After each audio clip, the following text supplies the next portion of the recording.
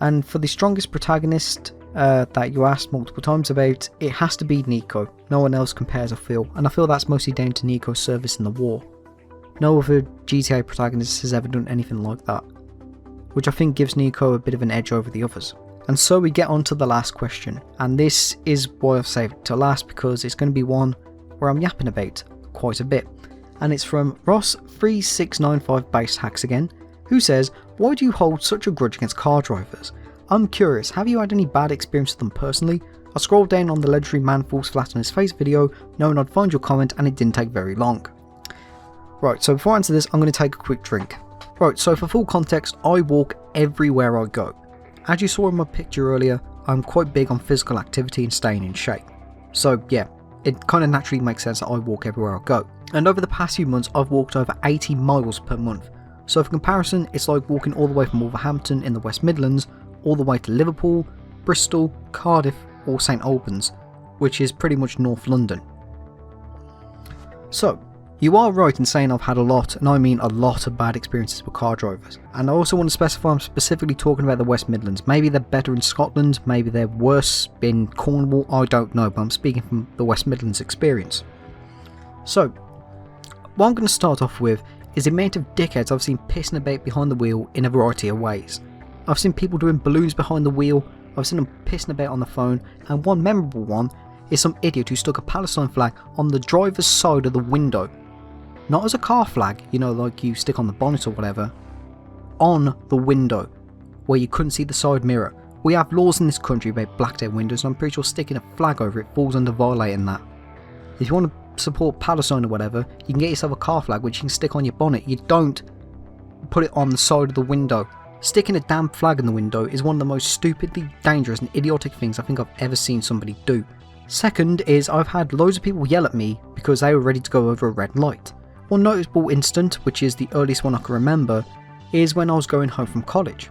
And I was waiting for the light to go red so I can cross the road, and some bellend in a van, who was on his phone keep in mind, nearly ran me over and then had the sheer audacity to call me a cunt for crossing the road when the light said it was safe for me to do so. And I remember pointing at the light saying, mate, it's red, you nearly ran me over, I'm allowed to cross. And he just said, I don't fucking care, you don't walk on the road when cars are about your tit.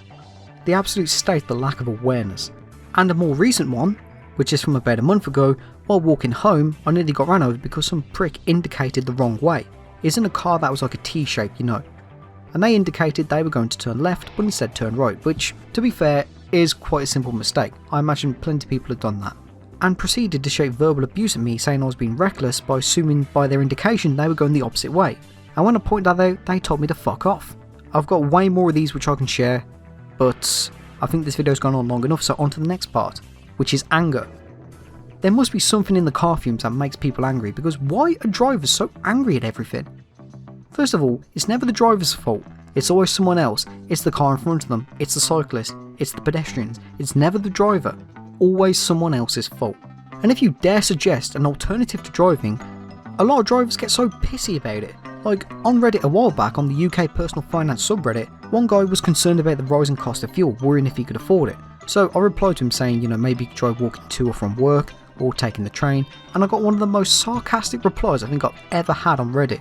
And it's something like, and how am I supposed to take my shopping home on a bike? As if most supermarkets in this fucking country don't give you free home delivery for orders over 40 quid. And then he said biking's useless because he couldn't fit his son on one to take him to football practice. And then said if I walked to work I'd be too tired to do anything, I'd be asleep on the job and I'd get sacked. A car is the only way I can get to places. And as I thought to myself, I never said never drive again. I said just do alternatives if it's really affecting you financially. It's a similar attitude I've noticed a lot with car drivers in general. A lot of them do look down their nose at alternative modes of transportation and get very sarcastic and downright nasty about it because I can't fathom not shagging their car exhaust for an hour. It's funny how we always say to people, don't live above your means, and to cut back on if you're facing hardships.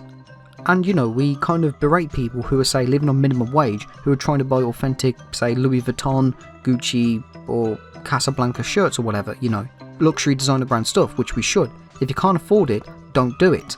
And the thing with car drivers is, a lot of them seem to acknowledge that their car is causing them a lot of financial damage, but they refuse to do anything about it. If the cost of fuel and insurance is cutting deep into your finances to the point it's harming you, seek alternatives.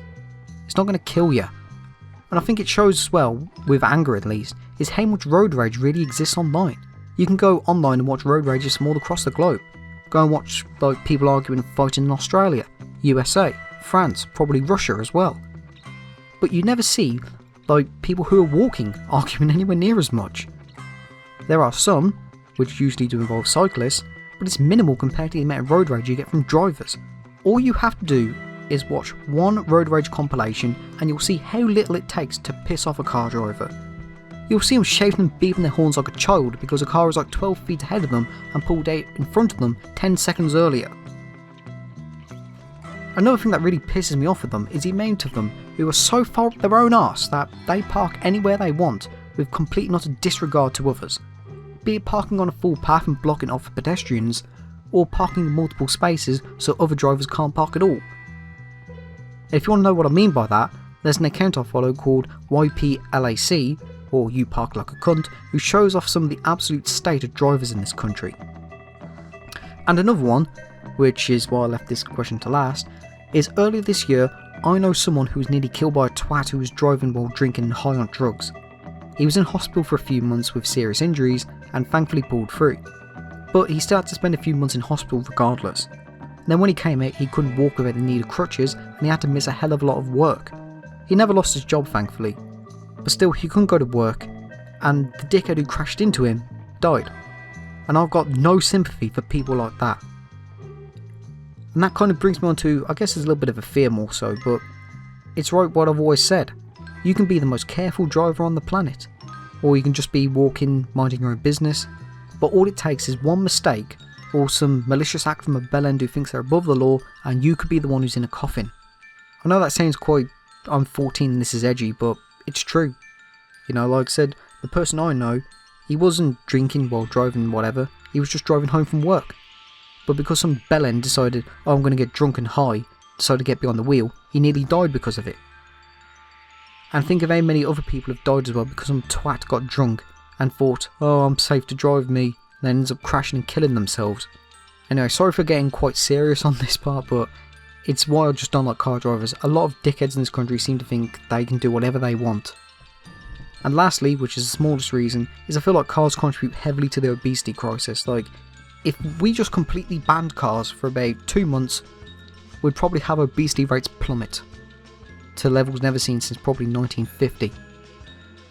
But yeah, sorry to end the AMA on a bit of a sour note, but yeah, I get really pissed off with a lot of car drivers in this country.